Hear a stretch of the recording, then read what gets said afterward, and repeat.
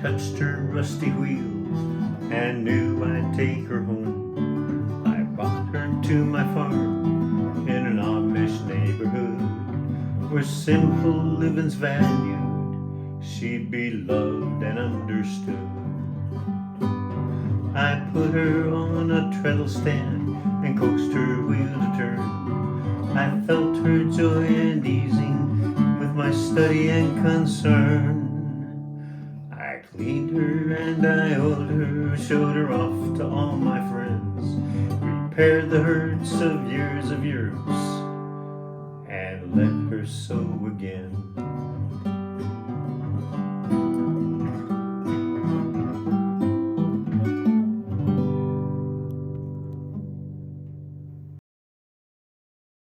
Alrighty, everybody, welcome back. This special little machine here was spending about the last 60 years, I think, in a basement. So we're just going to do what we can to get her back to sewing. Right now, she is 100% locked up. Lots and lots of rust. We've got a couple little things missing. We have a slide plate in the back that's missing. Let me put my little spinny lazy Susan down here. Underneath here, you know, she's just rusty. She's just rusty, and we'll see what we can come up with. I am just going to get started taking her apart because at this point nothing is churning. And once I have her as apart as I can in the condition that she is, I'm going to go ahead and put her into my electrolysis tank, even if there's still some parts connected, because hopefully it will remove enough of the rust that I'll be able to pull more parts off after that. So let me put some gloves on because this might get a little messy and get started.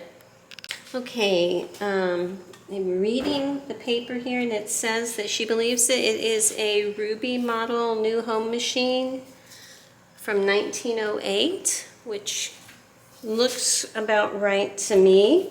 They usually, yeah, I can see the letter R here. Yeah, they usually have the word Ruby on there. So I'm just going to get started pulling this little back panel off to see what everything looks like underneath. I like the big back panel because it really helps to get in and see. Well, it looks rusty, but it looks like surface rust. It doesn't look like it's, you know, totally eaten away at the metal, so that's good. Actually, I'm going to go ahead and put this little screw back in here so I don't lose it or its place, because I'm going to be putting this panel into my e-tank separately, so I don't want to lose track of that. And I'm going to see if I can get this plate off up here. On these, most of the whole mechanism is part of the front plate, and like I said, it is totally locked up. So let me get these screws back here. There's two up here and two down here that I need to get loosened up. I went ahead and gave it a quick spritz of penetrating oil to be soaking in, and I just turned my fan on because it's getting warm in here. It still is August, although always getting closer to fall. Okay, let's see how hard these are.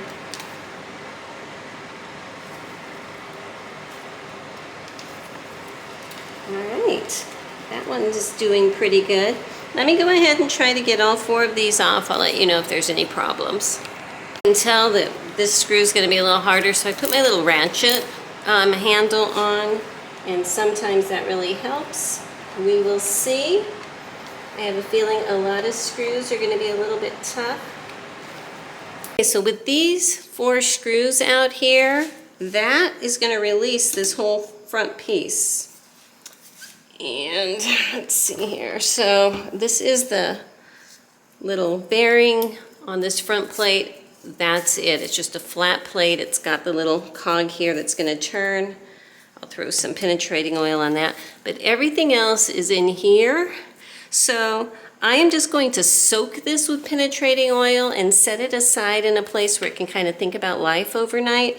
And I'm going to try to take this apart in the morning after it has soaked and get started working on trying to free up some of these other big pieces. I got a little piece of wood here. I'm going to try to tap this slidey plate out with my wood up against there. Oh, I'm going to put the wood sideways, I think.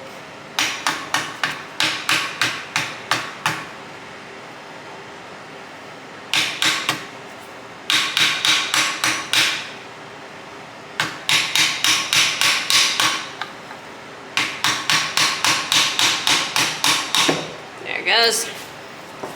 Okay, at this point I'm missing the other slidey plate. Let's see if we can get one to appear before I'm done, but this is very, very rusty.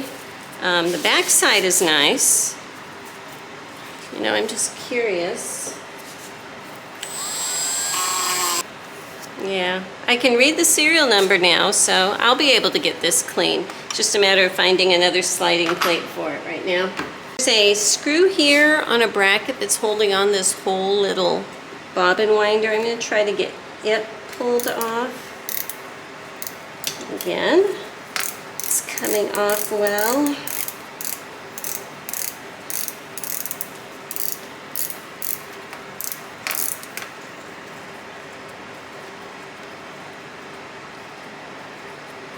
Okay, let's see if I can get it off. All right, so here's the thing.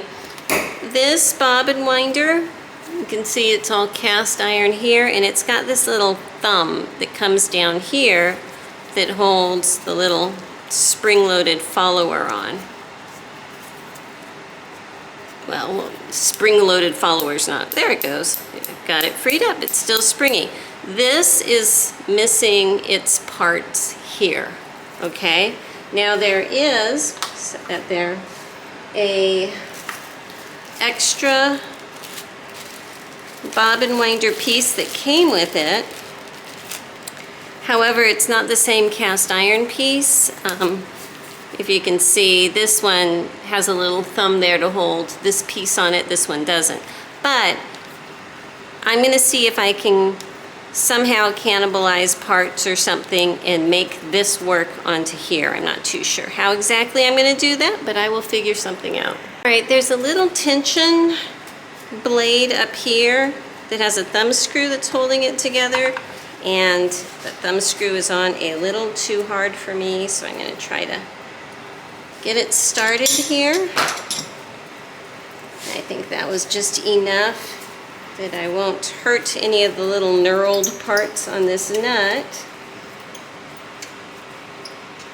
Okay, so there's the little thumb screw and the blade, and then this little piece, it probably has a pin going through there that I'm going to need to knock out. This is the little tension release bar for when you're going to pull your thread out. You lift that.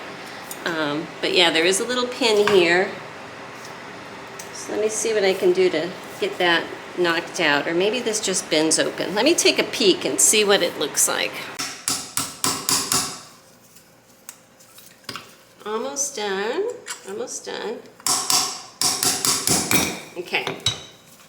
So this is a little pin. You saw I had to hammer out. One end is a little flatter than the other. Okay, so this side that's a little flatter is the back. Here's this piece. Here is the little lever. And the little blade. All very rusty, but you know, she shall shine again. And just like I normally do, as I pull something out, I'm going to keep all of the little pieces of that component together in a little Ziploc baggie, and then I keep all of the little baggies together in my tote, you know, except for that one over there, which is soaking this piece. Okay, so that's my general process. Okay, so with this front plate taken off, I can get the wheel to turn now. So I know that whatever was holding it frozen was in here someplace. So that's a good sign, you know, narrowing things down.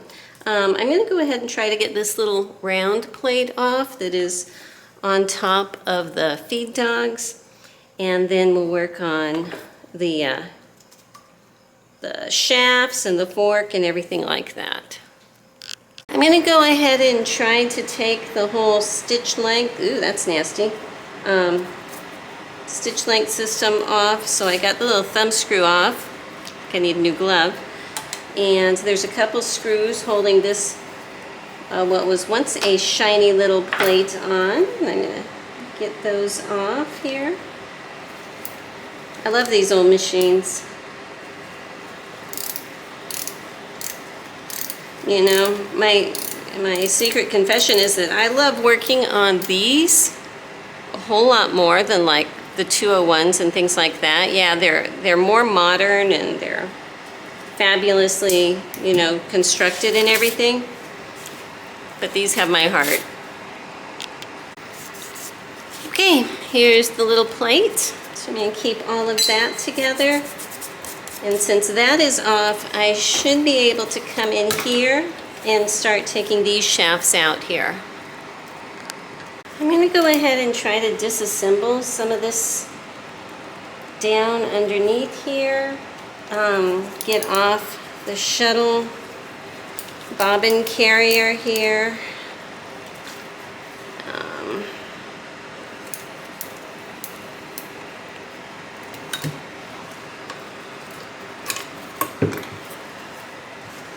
There she is. Lovely. All right, up here in the front, there's a bar that's holding on the feed dogs. I'm going to go ahead and try to unscrew this and pull off that bar because I want to get this freed up so that this can be freed up so that these can be freed up. It's kind of like a sequence kind of thing here. Okay, so taking off this first screw here releases the little super grimy feed dogs. Can you see that? That is them. Not huge, but very cute. There's a couple things on here that I think they're just kind of pressed in because there's not a clear bolt or something holding them in. And so, you know, I think a lot of it is just wiggling like that. It was just wiggling to get this bar out. Now this was in this way, so the little fork part is facing towards the back of the machine, if you can see that. Okay, this was up towards the front of the machine, and this has a little rocking kind of shaft here, and the ball of it sits in this little hole. Okay, it's not really screwed in, it's just the little ball acts like a little ball joint right there.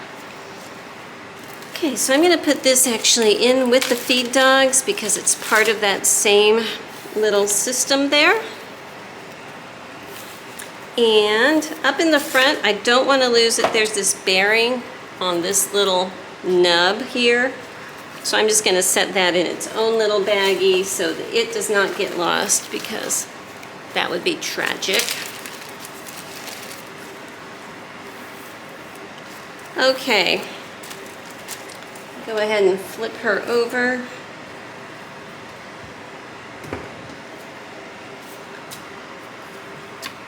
I believe, there you go. Okay, so once I had this loose, this part, it's all the same. It's just a little ball joint kind of thing, so I could pull this off. And I'm hoping this whole thing lifts off. It looks like there's a pin there. Of course there would be.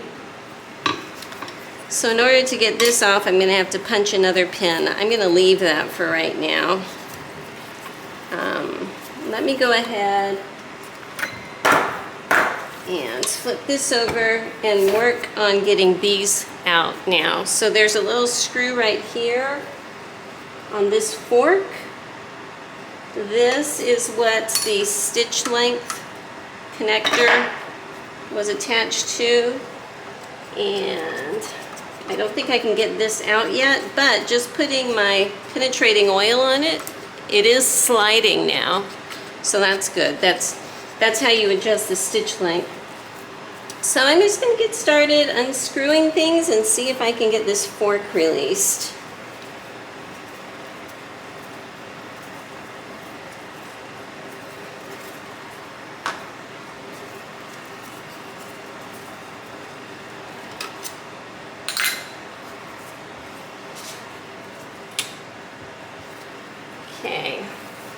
There's a little set screw right here. I need to get that out because I believe the set screw is holding in a little shaft that this is being held in place with. So let me get a little screwdriver and get that out.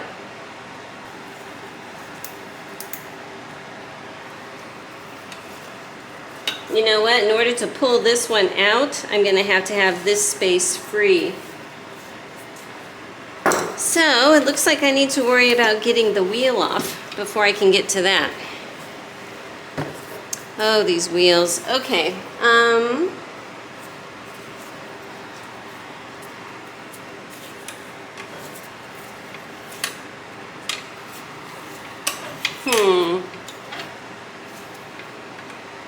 You know, I kind of want to leave this wheel on for a minute. Let me see if I can unscrew. This is the main shaft, the end of the main shaft. It just comes all the way through to let it soak for a bit, 'cause it does not want to come free. And some things I'm thinking once it goes through the E-tank, it will loosen up, you know?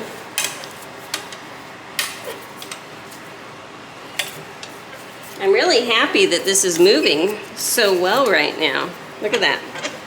Just one finger, it's moving so well. I need to go and do some refurbishment on my electrolysis tank. I haven't used it since I drained it, and I need to get some new wiring and everything set up over there. So I'm going to leave this here for a minute. A little piece of rubber. I'm going to leave this here for a minute, go play with my tank, and I think I'm actually going to let this set in there tonight, maybe overnight, and just see if that's going to release enough that then I can take it apart easier. Okay, so I want to show you my process because it's been a while. I've got my machine wrapped up with some wire. I've got a copper, I've got a steel, you know.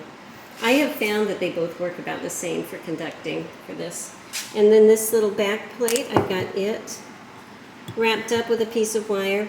Over here in my tank, I know it looks rusty. I have just mixed in some washing soda that, you know, it needs to be able to have a good solution here. I've got my iron plates clipped to the side and a big thick wire connecting them all. Okay, and this is my battery, which is connected to my battery charger, which I will be connecting over here. So I'm going to get it all set in, and it's going to run overnight. Tomorrow I will check on it, and we'll just take it from there. Okay, so I just plugged it in. I don't know if you can see little micro bubbles coming off, so that means that it is activated. So I'm going to call it good, and we will check on her tomorrow. Okay, since everything is going so well over there on the tank, I thought, you know what, I'm going to spend a little bit of time and try to get some of this taken apart here.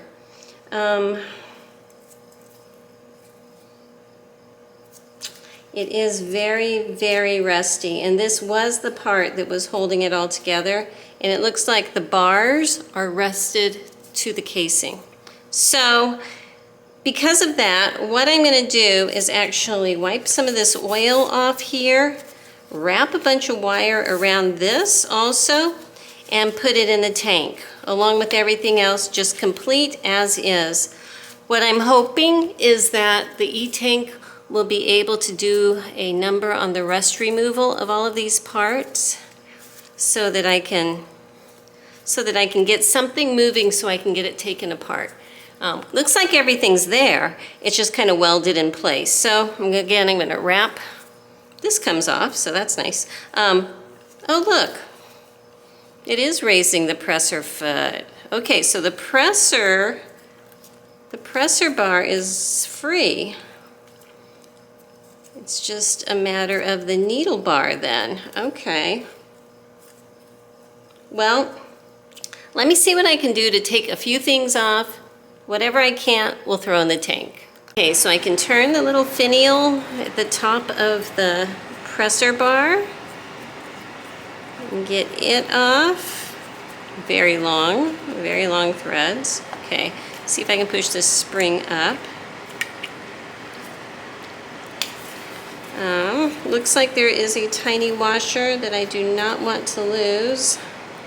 You know what, I'm gonna go ahead and try to take this little screw off here to release it from the block before I go any further, and also take this little lifter bar off. Well, for the time being, this block isn't gonna go anywhere. I actually broke one of my little tips trying to get it off, which is what they're made for. These Chapman bits are made so that your bit will break before you strip the screw, you know, which is a good thing. So just because I don't want to lose that washer, I don't want to lose anything like that, I'm going to go ahead and screw this finial back on top. And since this part is locked up very solidly, I'm just going to leave it as is, wrap it up in wire, and we'll see what it looks like in the morning. Hey, good morning. Welcome to the next morning. So I have pulled my little front plate out of the E-tank, and it has removed a lot of the rust. Hopefully, as you can see, it's still a little damp from the water. I'm gonna spray a coat of penetrating oil in there in just 1 second. But I went ahead and tried this screw that was giving me so much grief last night, and I can get it free this morning. So I am hopeful that I'll be able to get this little mechanism here all taken apart this morning. So since that screw came out, hopefully I'll be able to pull the whole presser bar out from the bottom. And I can. And there's the tiny washer I do not want to lose. So I'm just going to put all of those parts in my little magnet dish for right now. The spring will slide off. Wants to be cleaned, but it's good. Now down here, this is still pretty rusty, so I'm going to go ahead and coat that really quick just to let it be thinking about itself while I move on to needle bar area. And I want to try to unscrew this little finial up here at the top first.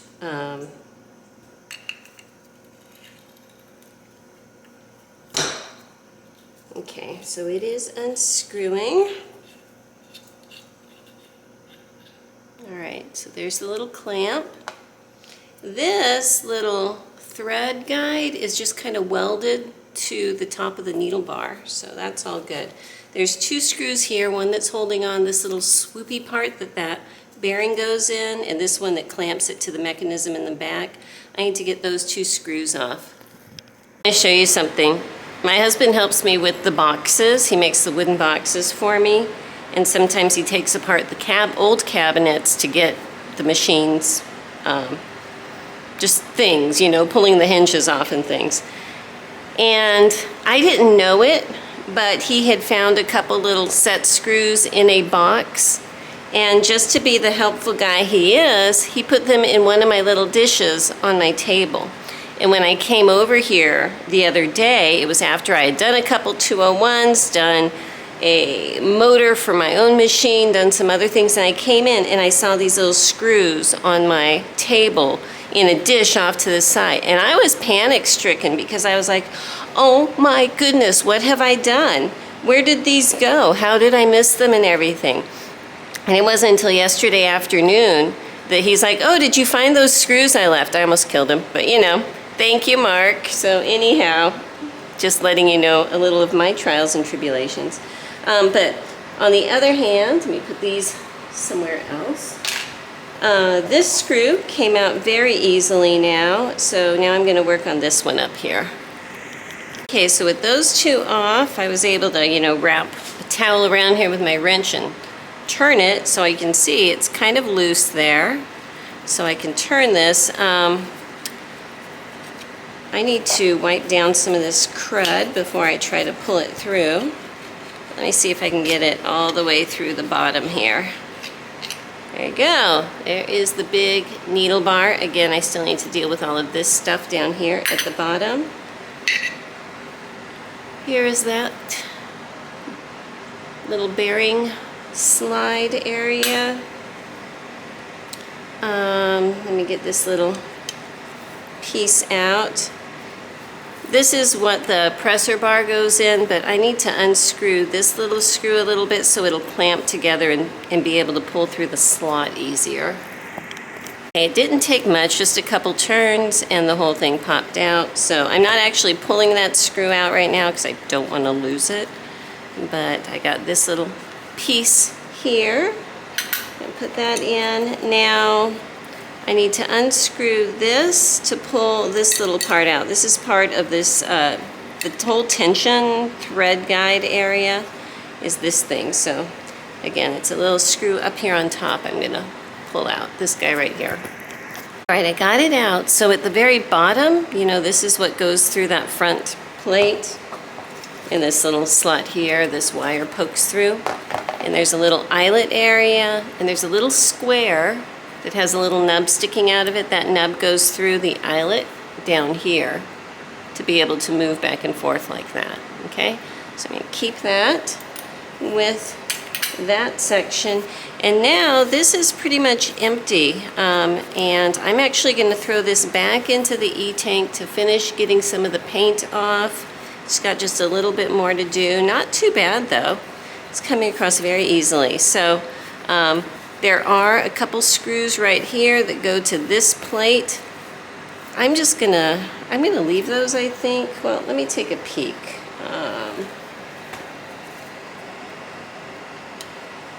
No, I'm gonna take them off.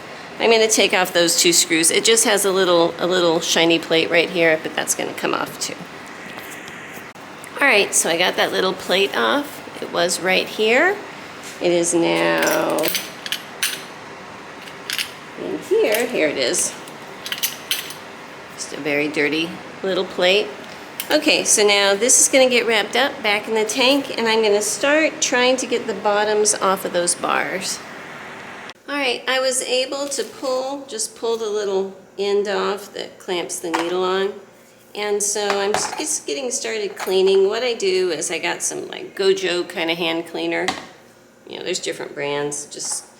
I get a little scoop of it and I just kind of rub it all over my parts. And, you know, it's safe. It's not fumey or anything. And what it's gonna do is start to kind of melt the greasy yuck that's on the part. So once I do that, my first step is then, after it sits for a minute, just to come back with a paper towel and wipe things off. And usually just that is gonna really start to clean things up. And once I get that off, then I can come back with a little Dremel tool and a wire brush or a polisher or something and finish it off. But this is my first step, just to get all the real grungies off of it. And since the 𝐥𝐤𝐤 stuff, you know, it's a little bit oily, so it's going to protect it and keep it from wanting to do any kind of flash rust or something. So that is why I use it. You know, there are definitely other things you can use, and everyone has their favorite. That's just me. So I'm going to keep cleaning up all of my little parts. As I clean them, I keep them together, put them in their little individual baggies, and yeah, then we'll go on from here. I wanted to show you the little Scotch-Brite pads. They come in different textures, and I think this is about the hardest one. And they do kind of make a mess. They throw little crumbs everywhere, but they really, really do a good job polishing up and shining up old metal. So that is a lot of what I'm using once I get the grunge off. But just be aware, they throw little crumbs of stuff, you know, everywhere. But it's gonna look lovely. On this little foot, there is a screw on the bottom that comes out. It's gonna hold that little foot on, okay? And then there's this whole little knurled nut area. So I'm just gonna clean all the rust out of that, but it's got this kind of foot with the little slot that slides in. On the slide plate and this plate that is really, really bad with rust, unfortunately the wrong side looks a lot better than the right side. You know, on the slide plate I ran it over with a wire wheel and everything like that, and it was still terrible. So what I'm gonna do, I've already got the slide plate over there, is I'm just going to stick this in my E-tank, you know, find a wire that's wrapped around a part of the machine and just clip this to it, and hopefully that the E-tank will eat a lot of that rust off.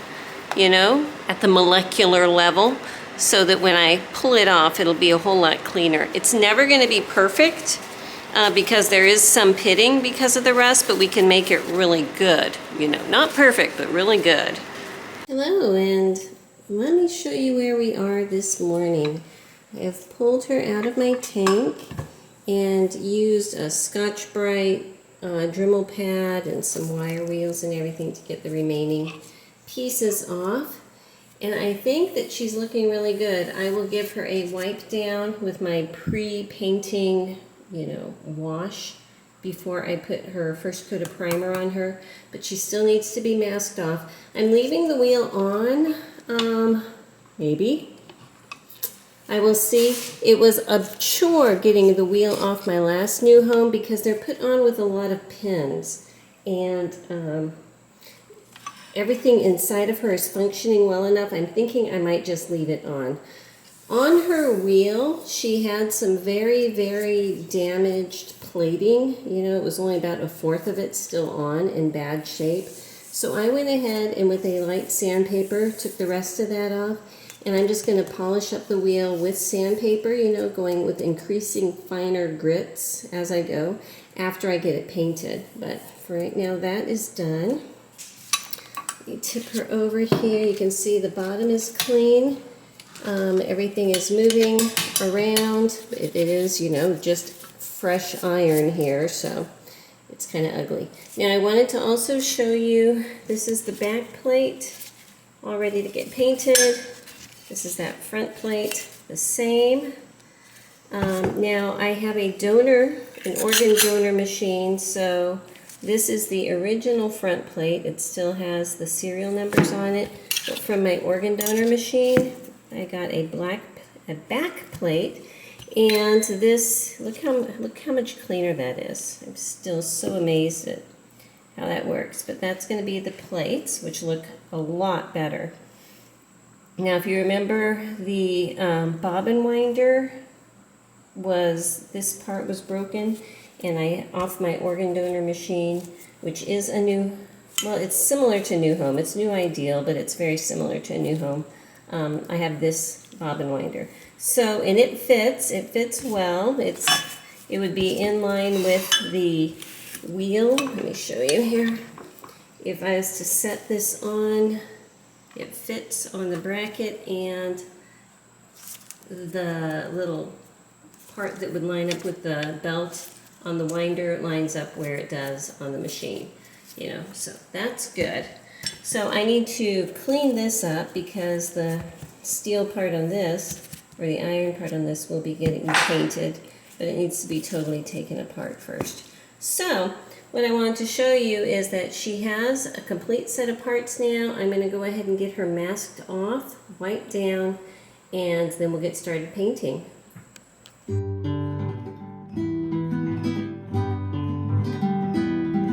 I found an antique sewing machine, forgotten and alone. I touched her rusty wheels and knew I'd take her home. I brought her to my farm in an Amish neighborhood where simple living's valued. She'd be loved and understood. I put her on a treadle stand and coaxed her wheel to turn. I felt her joy and easing with my study and concern. I cleaned her and I oiled her, showed her off to all my friends, repaired the hurts of years, and let her sew again.